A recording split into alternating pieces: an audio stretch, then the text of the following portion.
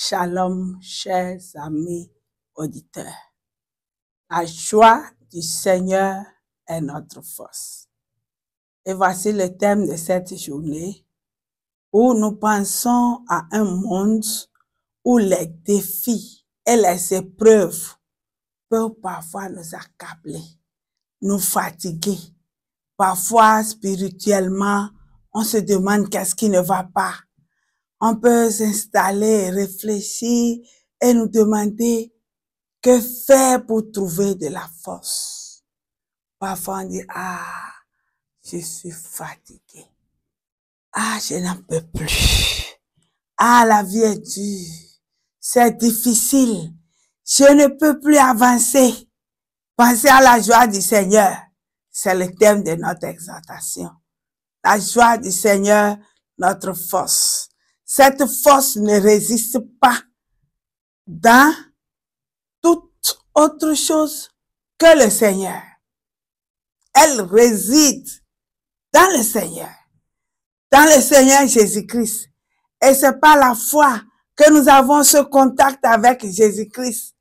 Et dans les circonstances de la vie où c'est difficile, dur, facile ou comment, si nous sommes dans la joie du Seigneur, la force nous est communiquée. Et c'est une joie qui transcende les situations, une joie qui nous soutient et nous édifie, même au cœur de l'adversité.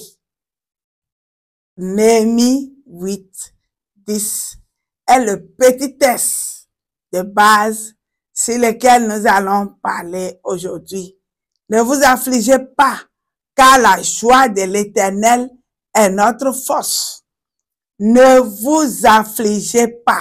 Ces paroles prononcées par Néhémie et les Lévites au peuple d'Israël après la lecture de la loi résonnent avec une puissance intemporelle pour nous, Église de Christ, aujourd'hui. Et elle nous invite à puiser nos vigueurs, nos forces, notre force et toute notre efficacité dans la joie du Seigneur. Ça a été un commandement. Ne vous affligez pas. C'est ça, il a dit. Ne vous affligez pas. C'est là même le commandement que Dieu a donné par la bouche de Néhémie.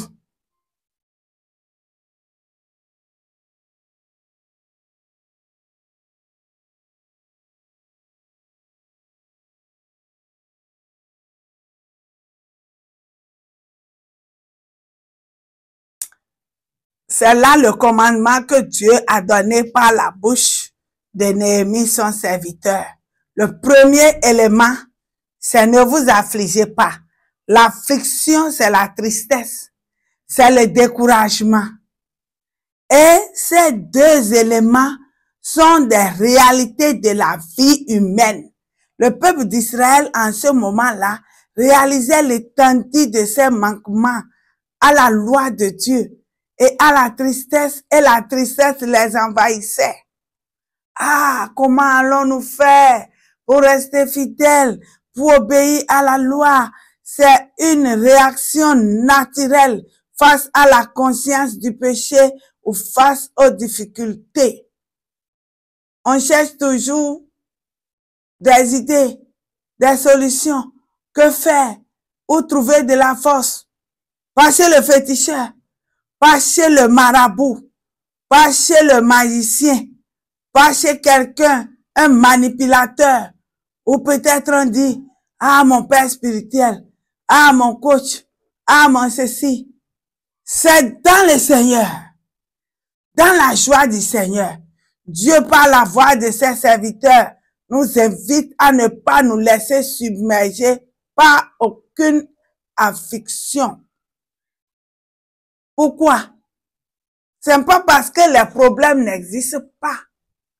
Mais même s'ils existent, même si nous avons des difficultés, même si nous sommes confrontés à quoi que ce soit, que rien ne vienne nous clouer, que rien ne vienne nous arrêter, que rien ne vienne nous faire mourir alors que nous sommes vivants. Chers amis auditeurs, nous devons comprendre que le commandement que nous recevons de Dieu, c'est de ne pas nous affliger.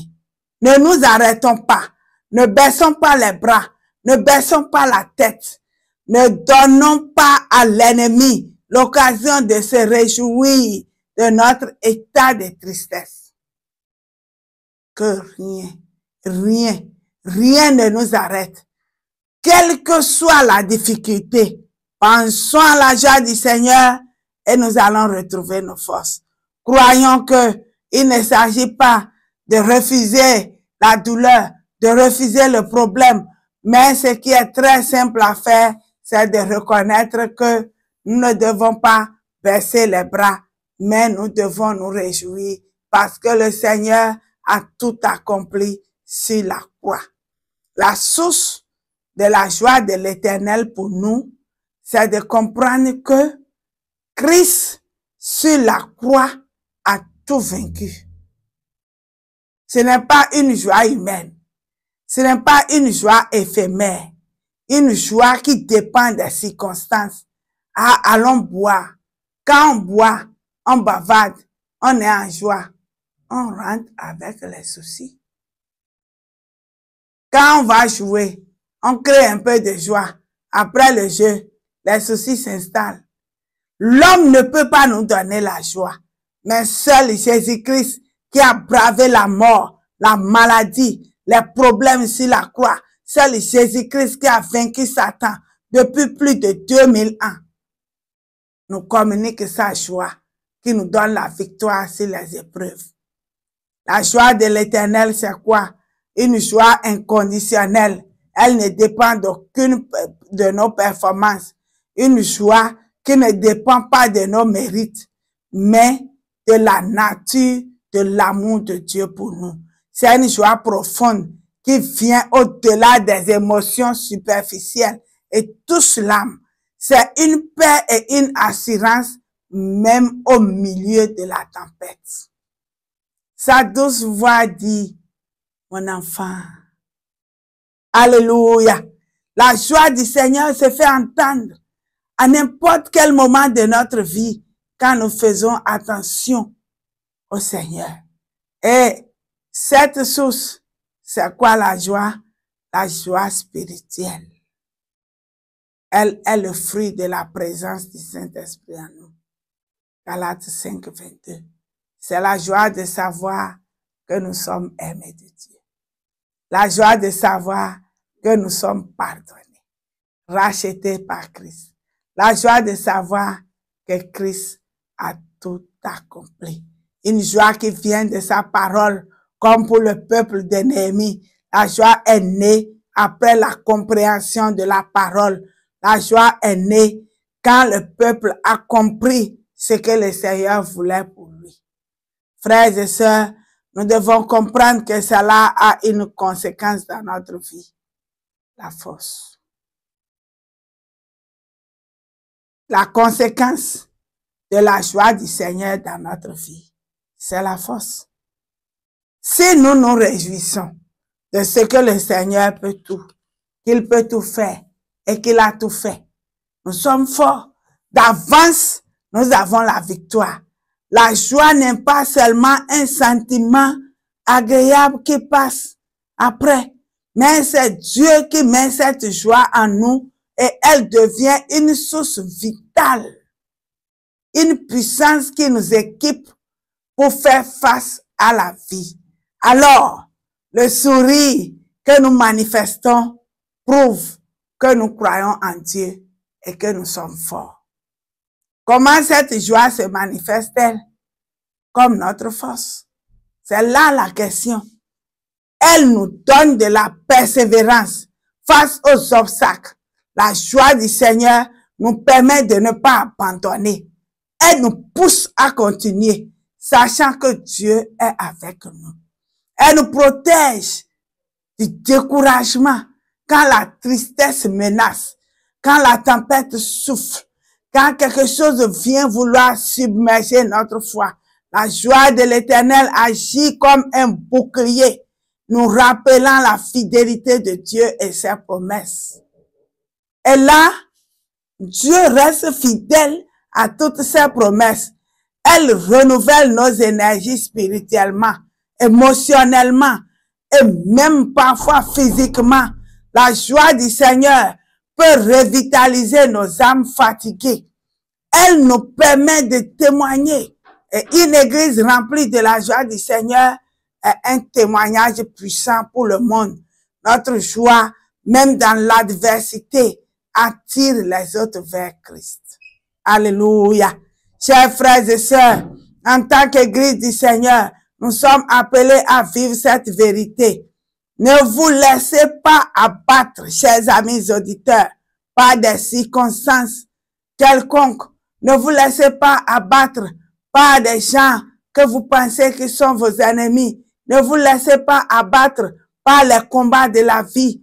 Ne vous laissez pas abattre par les difficultés de la vie, même si tout tourne mal, même si vous êtes face à une montagne, même si vous faites face à un poteau aussi grand que personne n'a pu déplacer, même si vous vous retrouvez dans une situation où on a dit c'est impossible, même si vous avez entendu c'est fini, vous n'allez pas pouvoir vivre, même si le médecin vous a dit que c'est fini, vous partirez, même si le tableau devient sombre, même si on vous cache et vous découvrez que vous vivez près de la mort en train de partir, même si le ciel tombe sur vous, comme on le dit souvent, croyez que Dieu a vaincu toutes choses. Par Jésus-Christ sur la croix, où ses maîtres sur nous donne la guérison, où son œuvre nous libère de tout échec. Et la joie de l'Éternel n'est pas seulement un sentiment agréable, elle est notre fondation, notre bouclier, notre moteur. C'est elle qui nous donne de la force, de la persévérance. Elle nous permet de surmonter et de témoigner de la grandeur de Dieu. Puisez en elle chaque jour vos forces et vous verrez comment elle vous rendra inébranlable, efficace, fort et vous allez impacter. Soyez bénis. Shalom à vous.